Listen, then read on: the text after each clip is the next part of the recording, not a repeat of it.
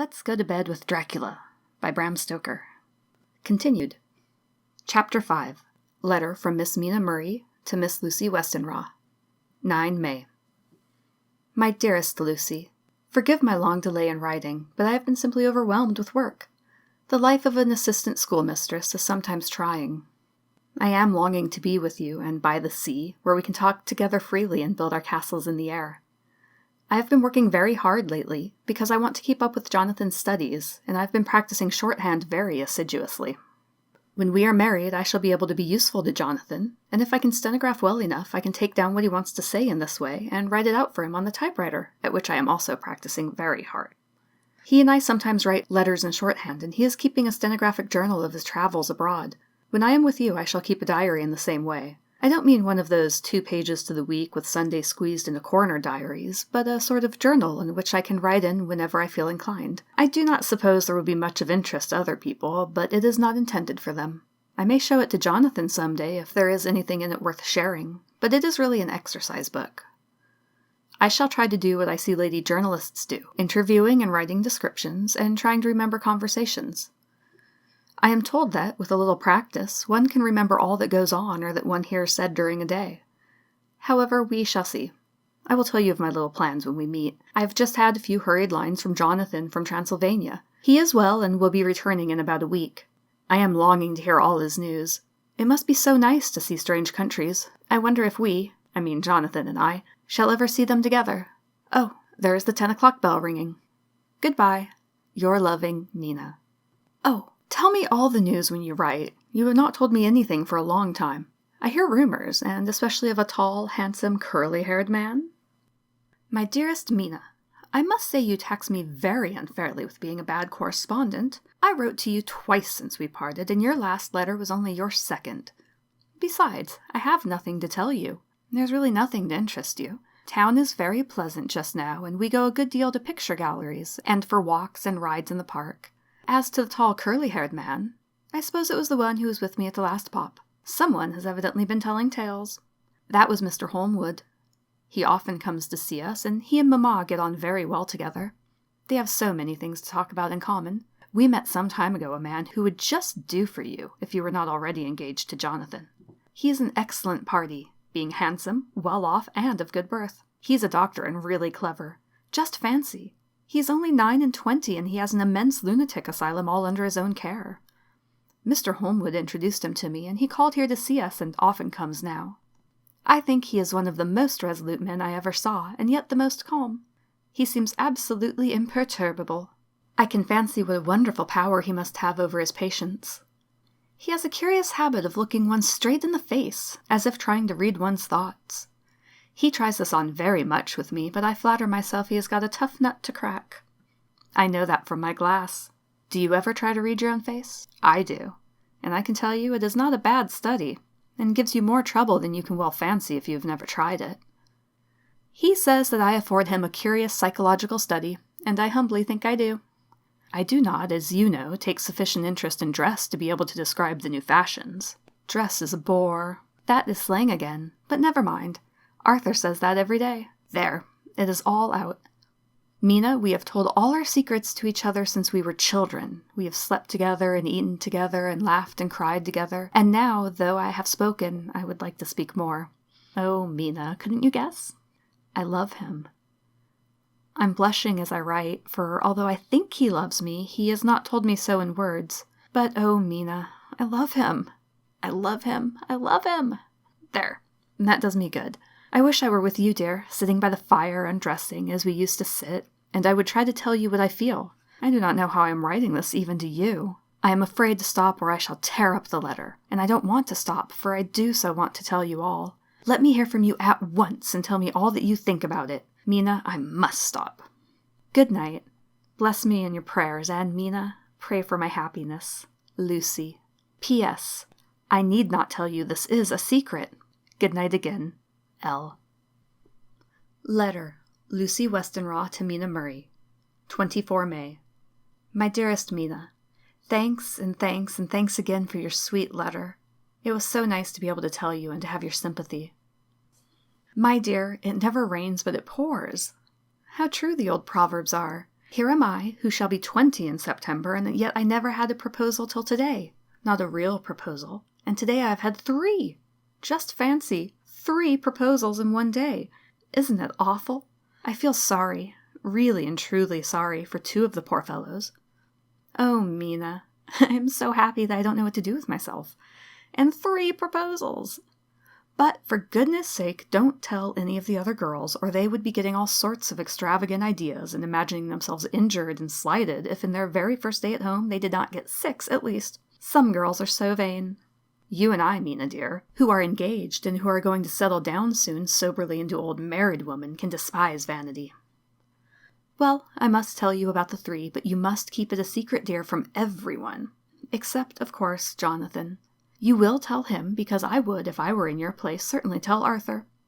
A woman ought to tell her husband everything, don't you think so, dear? And I must be fair. Men like women, certainly their wives, to be quite as fair as they are, and women, I am afraid, are not always quite as fair as they should be. Well, my dear, number 1 came just before lunch. I told you of him, Dr. John Seward, the lunatic asylum man with the strong jaw and the good forehead. He was very cool outwardly, but was nervous all the same. He had evidently been schooling himself as to all sorts of little things, and remembered them, but he almost managed to sit down on his silk hat, which men don't generally do when they are cool, and then, when he wanted to appear at ease, he kept playing with a lancet in a way that made me nearly scream. He spoke to me, Mina, very straightforwardly. He told me how dear I was to him, though he had known me so little, and what his life would be with me to help and cheer him.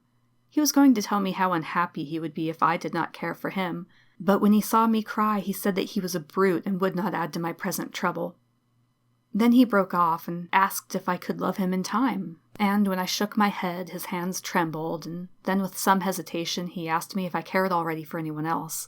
He put it very nicely, saying that he did not want to wring my confidence from me, but only to know, because if a woman's heart was free, a man might have hope. And then, Mina, I felt a sort of duty to tell him that there was someone.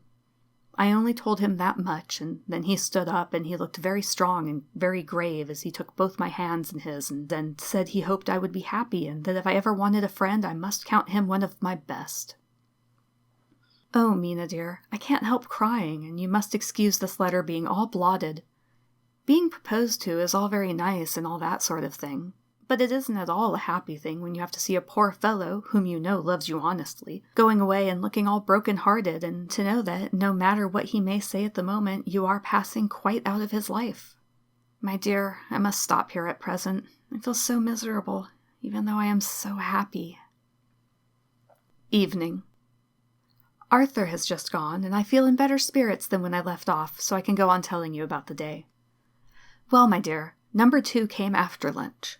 He is such a nice fellow, an American from Texas, and he looks so young and so fresh that it seems almost impossible that he has been to so many places and has had such adventures. I sympathize with poor Desdemona when she had such a dangerous stream poured in her ear, even by a black man. I suppose that we women are such cowards that we think a man will save us from fears, and we marry him. I know now what I would do if I were a man and wanted to make a girl love me. Well, no, I don't, for there was Mr. Morris telling us his stories, and Arthur never told any, and yet, my dear, I am somewhat previous. Mr. Quincy P. Morris found me alone. It seems that a man always does find a girl alone. No, he doesn't. Arthur tried twice to make a chance, and I helping him all I could. I am not ashamed to say it now. I must tell you beforehand that Mr. Morris doesn't always speak slang. That is to say, he never does so to strangers or before them, for he is really well educated and has exquisite manners, but he found out that it amused me to hear him talk American slang, and whenever I was present, and there was no one to be shocked, he said such funny things. I am afraid, my dear, he has to invent it all, for it fits exactly into whatever else he has to say. This is a way slang has. I do not know myself if I shall ever speak slang. I do not know if Arthur likes it, as I have never heard him use any as yet. Well, Mr. Morris sat down beside me and looked as happy and jolly as he could, but I could see all the same that he was very nervous. He took my hand in his and said ever so sweetly, "Miss Lucy, I know I ain't good enough to regulate the fixin's of your little shoes, but I guess if you wait till you find a man that is, you will go join them 7 young women with the lamps when you quit. Won't you just hitch up alongside of me and let us go down the long road together, driving in double harness?" Well, he did look so good-humored and so jolly that it didn't seem half so hard to refuse him as it did poor Dr. Seward. So I said, as lightly as I could, that I did not know anything of hitching, and that I wasn't broken to harness at all yet. Then he said that he had spoken in a light manner, and he hoped that if he had made a mistake in doing so on so grave, so momentous an occasion for him, I would forgive him. He really did look serious when he was saying it, and I couldn't help feeling a bit serious too. I know, Mina, you will think me a horrid flirt, though I couldn't help feeling a sort of exultation that he was number 2 in one day. And then, my dear, before I could say a word, he began pouring out a perfect torrent of love-making, laying his very heart and soul at my feet. He looked so earnest over it that I shall never again think that a man must be playful always and never earnest, because he is merry at times. I suppose he saw something in my face which checked him, for he suddenly stopped, and said with a sort of manly fervor that I could have loved him for if I had been free. Lucy, you are an honest-hearted girl, I know. I should not be here speaking to you as I am now if I did not believe you clean grit right through to the very depths of your soul. Tell me, like one good fellow to another, is there anyone else that you care for? And if there is, I'll never trouble you a hair's breadth again, but will be, if you will let me, a very faithful friend. My dear Mina, why are men so noble when we women are so little worthy of them? Here was I almost making fun of this great-hearted true gentleman. I burst into tears. I am afraid, my dear, you will think this a very sloppy letter in more ways than one, and I really felt very badly. Why can't they let a girl marry 3 men, or as many want her, and save all this trouble? But this is heresy, and I must not say it. I am glad to say that, though I was crying, I was able to look into Mr. Morris's brave eyes, and I told him out straight. Yes, there is someone I love, though he has not told me yet that he even loves me. I was right to speak to him so frankly, for quite a light came into his face, and he put out both his hands and took mine. I think I put them into his, and said in a hearty way, "That's my brave girl. It's better worth being late for a chance of winning you than being in time for any other girl in the world. Don't cry, my dear. If it's for me, I'm a hard nut to crack, and I take it standing up. If that other fellow doesn't know his happiness, well, he'd better look for it soon, or he'll have to deal with me. Little girl, your honesty and pluck have made me a friend, and that's rarer than a lover. It's more unselfish, anyhow. My dear, I'm going to have a pretty lonely walk between this and Kingdom Come. Won't you give me one kiss? It'll be something to keep off the darkness now and then. You can, you know, if you like. For that other good fellow, he must be a good fellow, my dear, and a fine fellow, or you could not love him, hasn't spoken yet. That quite won me, Mina, for it was brave and sweet of him, and noble, too, to a rival, wasn't it? And he's so sad. So I leant over and kissed him. He stood up with my 2 hands in his, and as he looked down into my face, I am afraid I was blushing very much, he said, "Little girl, I hold your hand, and you've kissed me, and if these things don't make us friends, nothing ever will. Thank you for your sweet honesty to me, and goodbye." He wrung my hand, and taking up his hat, went straight out of the room without looking back, without a tear, or a quiver, or a pause, and I am crying like a baby. Oh, why must a man like that be made unhappy when there are lots of girls about who would worship the very ground he trod on? I know I would if I were free, only I don't want to be free. My dear, this quite upset me, and I feel I cannot write of happiness just at once, after telling you of it, and I don't wish to tell of the number 3 until it can be all happy. Ever your loving, Lucy. P.S. Oh, about number 3. I needn't tell you of number 3, need I? Besides, it was all so confused, it seemed only a moment from his coming into the room till both arms were round me and he was kissing me. I am very, very happy, and I don't know what I have done to deserve it. I must only try in the future to show that I am not ungrateful to God for all his goodness to me in sending me such a lover, such a husband, and such a friend. Goodbye. Dr. Seward's Diary. Kept in phonograph. 25 May. Ebb tide and appetite today. Cannot eat, cannot rest, so diary instead. Since my rebuff of yesterday, I have a sort of empty feeling. Nothing in the world seems of sufficient importance to be worth the doing. As I knew that the only cure for this sort of thing was work, I went down amongst the patients. I picked out one who has afforded me a study of much interest. He is so quaint that I am determined to understand him as well as I can. Today I seem to get nearer than ever before to the heart of his mystery. I questioned him more fully than I had ever done, with a view to making myself master of the facts of his hallucination. In my manner of doing it there was, I now see, something of cruelty.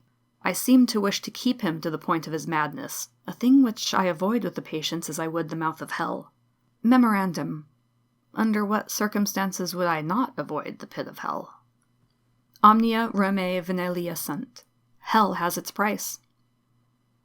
If there be anything behind this instinct, it will be valuable to trace it afterwards accurately, so I had better commence to do so. Therefore, R.M. Renfield, age 59, sanguine temperament, great physical strength, morbidly excitable, periods of gloom, ending in some fixed idea which I cannot make out.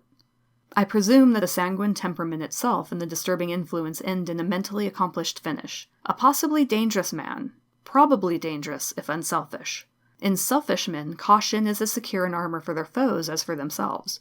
What I think of on this point is, when self is the fixed point, the centripetal force is balanced with the centrifugal. When duty, a cause, etc., is the fixed point, the latter force is paramount, and only accident or a series of accidents can balance it. Letter. Quincy P. Morris to Honorable Arthur Holmwood. 25 May. My dear Art, we've told yarns by the campfire in the prairies, and dressed one another's wounds after trying a landing at the Marquesas, and drunk healths on the shore of Titicaca. There are more yarns to be told, and other wounds to be healed, and another health to be drunk. Won't you let this be at my campfire tomorrow night? I have no hesitation in asking you, as I know certain lady is engaged to a certain dinner party, and that you are free. There will only be one other, our old pal at the Korea, Jack Seward. He's coming too, and we both want to mingle our weeps over the wine cup, and to drink a health with all our hearts to the happiest man in all the wide world, who has won the noblest heart that God has made, and the best worth winning. We promise you a hearty welcome, and a love and greeting, and a health as true as your own right hand. We shall both swear to leave you at home if you drink too deep to a certain pair of eyes. Come! Yours, as ever and always, Quincy P. Morris. Telegram from Arthur Holmwood to Quincy P. Morris. 26 May. Count me in every time. I bear messages which will make both your ears tingle. Art. End of Chapter 5. To be continued next time.